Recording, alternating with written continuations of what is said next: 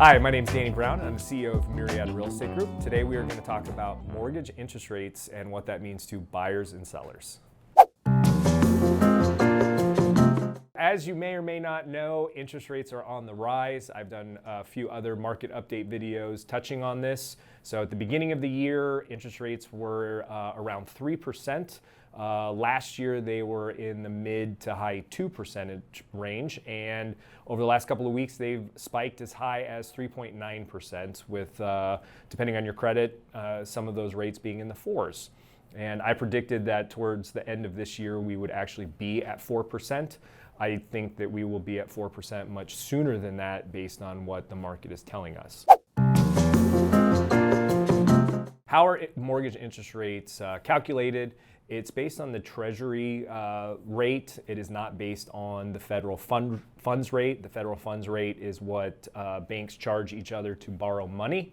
And then the interest rate on mortgages is based on the U.S. Treasury rate. That has to do with bonds and the stock market, and it's super complicated. But basically, when people are shifting their funds out of the stock market, like they're doing right now, into bonds, we see mortgage rates rise. We are also seeing the federal government not purchasing as many mortgage-backed securities and is tapering off, and they are actually going to shift into quantitative tightening, where they start selling those mortgage-backed securities to the open market. So that in turn is also going to raise interest rates as we go forward. So what does that all mean to you as a buyer and you as a seller? So if you're a buyer, you can expect rising interest rates to affect your affordability. So as rates rise, your monthly payment gets more expensive. So for example, on a $500,000 house, if you're putting 5% down, if your interest rate's at 3%, your monthly mortgage payment is about $2,000. If the rate's at 4%, you can expect your mortgage payment to be around $2,265 per month. So it's about a 20% increase on a monthly basis. Now, for most of us, spending an extra $200 a month on your mortgage kind of stinks, but it's not going to make or break you. If that extra $200 a month does break you, you probably shouldn't be looking at $500,000 homes and should significantly decrease your budget. You never want to max out or go above your max, because that really is going to impact your comfort level and your quality of life. And if something were to shift, if you were to lose a job, if your car breaks down, any of those things, it could put you in a tailspin, and you don't want that to happen. So if that increase in rate pushes you over your max, you're going to need to shift how high of a home you're looking at in terms of purchase price.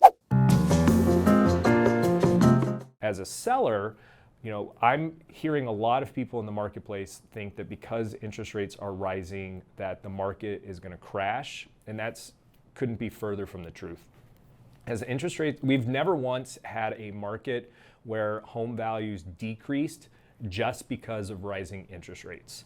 Even in 07, 08, the housing market didn't collapse just because of rising interest rates. There was a whole multitude of problems that led to that housing market collapsing. And so if our housing market now just has rising interest rates, it's not going to cause it for prices to go backwards. It will eventually cause home values and our level of appreciation to slow, because if you're a buyer, and again, if you're looking at that same $500,000 home, if you can now no longer afford that and you've got to look at, say, $450,000, it's pushing everybody's ability to purchase down a level, and it may even end up pushing some people completely out of the market. So it does have downward pressure on overall demand. However, in the market that we find ourselves today, inventory is so incredibly low. There's only about 4,000 homes listed for sale in all of Greater Phoenix, that even if there was downward pressure on demand, you as a seller wouldn't really probably notice too much. Instead of having 20 offers on a home, you may have 5. And you may not have as many appraisal waivers or gap coverage on appraisals because maybe people don't have as much liquid cash because they're having to put more on a down payment. So I don't think sellers are going to feel this as much. I do not think that we're going to see a housing market collapse because of rising rates. And if you're a buyer, it's just going to make expensive homes that are increasing in value more expensive. So you may have to look at a slightly cheaper home if you can. So just to give you some historical context as well, 4%, while it is definitely much higher than say 2.75, or 3, it is still historically low.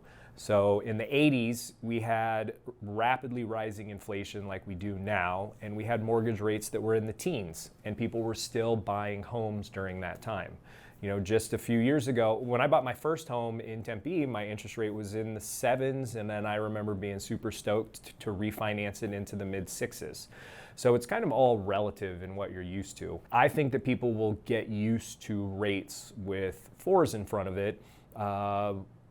It may be a little bit of a shock to begin with, but then they will start to adapt and become more comfortable with that rate environment. So people are still going to buy homes even with higher interest rates, because the one thing about housing is everybody has to live somewhere.